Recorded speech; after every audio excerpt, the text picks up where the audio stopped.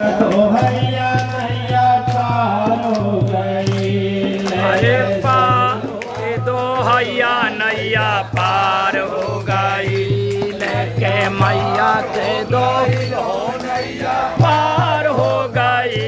अरे पार हो गई हो नैया पार हो गई, लेके सदगुरु के दो हैया नैया पार हो गई, लेके सदगुरु के दो हैया नैया पार हो गई। भजन के भाव को समझने की बात है। वैसे तो मैंने सारा जी लाइन बदल दिए हैं, आज हमने दूसरा कर दिया, ठीक है, उबूर पर डाल दिया, पहले चले चारों धारा पर किया गया था कि हार ये चीज, ठीक है। इसके भाव को देखिए, संसार में सबका दुहाई करता रहा, सबका दुहाई करता रहा, कोई नहीं सुना, लेकिन जैसे सदगुरु का दुहाई किया, लेते सदगुरु को लिया। अरे चारों से हारा हुआ व्यक्ति जब थका आ रहा था, तो अब आपको जीवन अपना सुनाए, जीवन का परिचय मैं थोड़ा सा बताए। जब हम आत्महत्या करने के लिए किसी पश्चिम बंगाल में सांसारिक व्याधियों से दुखी हो गए थे, तंग आ गए थे, एक धर्म प्रचारक होते हुए हम अपने आप को आत्महत्या करने के लिए सोचे। एक नौकरी न मिलने के कारण आप लोगों को मैं बताया, सदगुरु नहीं मिले, वही से याद किए कि सदगुरु वहीं से मिलने का कारण पैदा हुआ।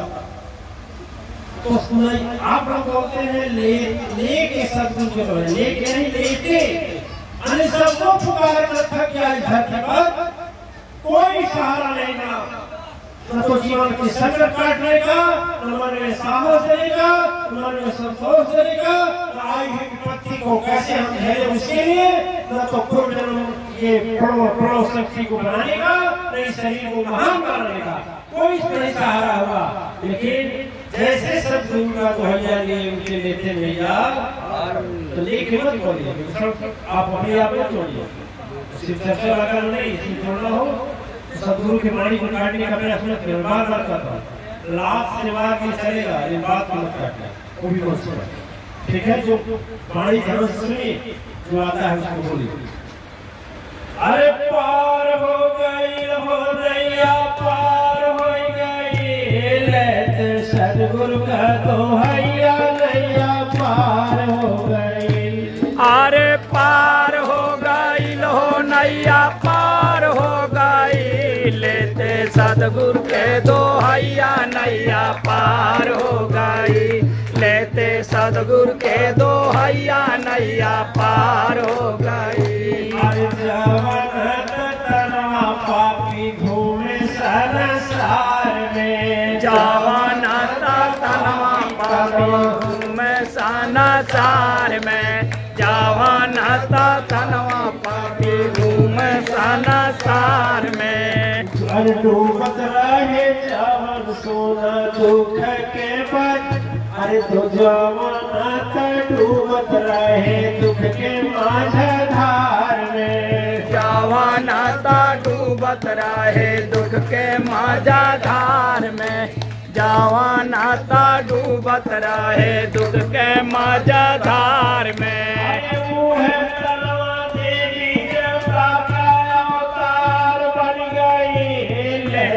सदगुरु के दो हैया नैया पार हो गई, लेते सदगुरु के दो हैया नैया पार हो गई। अरे पार हो गई हो नैया पार हो गई, अरे पार हो गई हो नैया पार हो गई, लेते सदगुरु के दो हैया नैया पार हो गई, लेते सदगुरु के दो हैया नैया पार हो गई। एक चीज हम आपको बता दें कि मनुष्य के शरीर को छोड़ते समय जो कष्ट और पीड़ा होता है, जब यमराज के दूत प्रहार करने लगते हैं, तो यह जीव तड़फड़ाता है, बोलता है आखिर क्या करें। जब के दूत बोलते हैं मैं कुछ नहीं बता सकता, आज पूछना था तो क्यों नहीं अपने सदगुरु से पूछा। सदगुरु से पूछा और सदगुरु की उपाय सदगुरु ही जो ऐसा है कि अपनाए जो संसार के समस्त पापों को काट सकता है और कोई नहीं काट सकता। भगवान कोई बोलेंगे यदि पाप किए हो उसकी सजा भोगो। क्या बोलेंगे? जैसे बताता हूँ कि छोटा बच्चा लैट्रिन किया हो, बाप नहीं उठाएगा, मम्मी से बोलेगा साफ करा क्या, तो साफ करने कौन है? माँ। माँ है। और आज कौन सा दिन है? गुरु पूर्णिमा। गुरु पूर्णिमा हो रहा है। हर चीज को स्वीकार करता है, पापी को, अधर्मी को, अत्याचारी को, लाभकारी को, वैष्णवी को, क्रोधी को, लंपट को, ढोंगी को, जुआरी को, पुजारी को, निशाचरी स्वभाव वाले को सबका उद्धार करता है सदगुरु। इसीलिए उसको सदगुरु कहते हैं। याद रखना। लेकिन मंदिर में बैठा हुआ हो चाहे साक्षात हो, बोलेगा कुछ नहीं, किया कर्म है तुझे सुन लो, उससे कोई ठिकाना है और उससे यदि ध्यान है तो तुझको सदगुरु चरण में जो किया अहंकार अपने मन में सदगुरु नहीं बनाता है। यह कर्म को छोड़ते समय ताड़ा पर मर जाता है। गुरु पूर्णिमा की सोचिए। और सदगुरु इतना बड़ा पाप मूलक है, इसीलिए उसको कार्यक्रम कहा जाता है।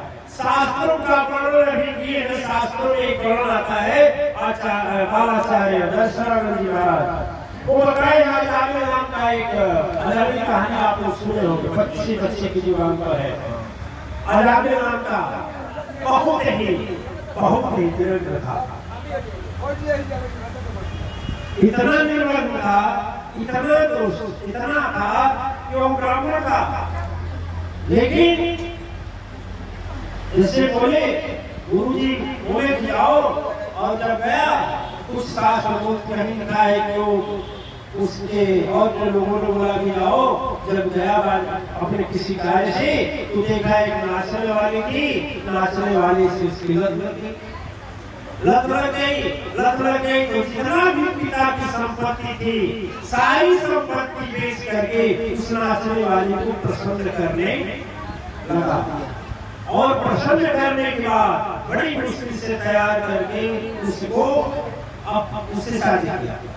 शादी करके लाया और उससे बच्चे हो गए घर संसार में। एक दिन की बात हुई कि संतों का समाज आया, गांव में लोगों से पूछा कि अच्छा बताइए किसके घर का भोजन करने लायक है। और मैं क्या कहता हूँ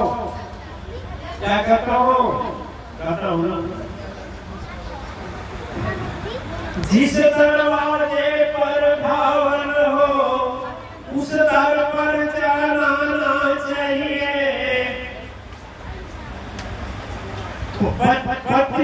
अरे बेटी कितनी दुलारी हो घर घर में घुमाना चाहिए। माता भले माता हो बच्चे को साथ छोड़ना चाहिए। कितना समय परिस्थिति हो पर सदगुरु की निंदा करना चाहिए। जहाँ प्रभाव मिले नहीं उसका साथ कदापि करना चाहिए। जिस घर पर माँ का नाम हो उसका छुआ खाना ना चाहिए। जिस जीभ पे माँ का नाम न हो उसका छुआ खाना ना चाहिए। उसका छुआ खाना ना चाहिए। उसका छुआ खाना ना चाहिए। जिस जीभ पे माँ का नाम न हो उसका छुआ खाना ना चाहिए। देखिए यानी इसके जीवन जीवन में सदगुरु नहीं है, उसके जी पर ना का नमा का नाम नहीं है, वही अछूत है उसका छुआ का नाम। ऋषि की संतों की मंडली आई, संतों की मंडली ने गांव में पूछा कि भाई जो इस गांव में धर्म सत्य और अच्छे हैं उनको बता दीजिए, उनके घर हम भोजन करेंगे। ठीक है, लोग हंसी बस, तिरस्कार बस, व्यंग बस अजामिल का नाम बता दिए, कोई अच्छा ब्राह्मण चले गए। वहां जब गए ऋषियों ने जब भोजन कर लिया, भोजन करने के बाद मन में विकृति पैदा होने लगी, तो सदगुरु थे उनके मन में हुआ भाई आज तक मेरे मन में ऐसा नहीं हुआ, मन में वासना भावना कहां से आ गई? यदि वासना भावना आ रही है तो इसका मतलब भोजन में कुछ कमी है। देखिए जानते हैं भोजन आप बनाते हैं, वही भोजन यदि बिना झगड़ा का हो और पति दूर देश से आए 1-2 साल बाद और प्रेम से मगन होकर भजन गा करके भोजन कराइए तो अच्छा होगा ना? नहीं होगा। और वही घर में जब झगड़ा हो गया हो, पति की आटी पी जाते समय मारपीट कर दिया, अब उसमें आएगा तो आप रो रहे हैं, आटा सान रहे हैं, क्या नाटक रखा है? अब आटा सान रहे हैं, आटा साने की कहे आप हुक्के बताइए, आटा में पानी डालेंगे हाथ से इसलिए रहो। ठीक है, इसके बाद गोली जब बनाएगी, गोली बनेगी तभी उसका बनेगा रोटी। जब गोली बनाएगी किसको, क्योंकि ऐसा किया एक जन में, और फिर चौका जलना पर रोटी आया, जब हाथ मिलेंगे से ठीक है।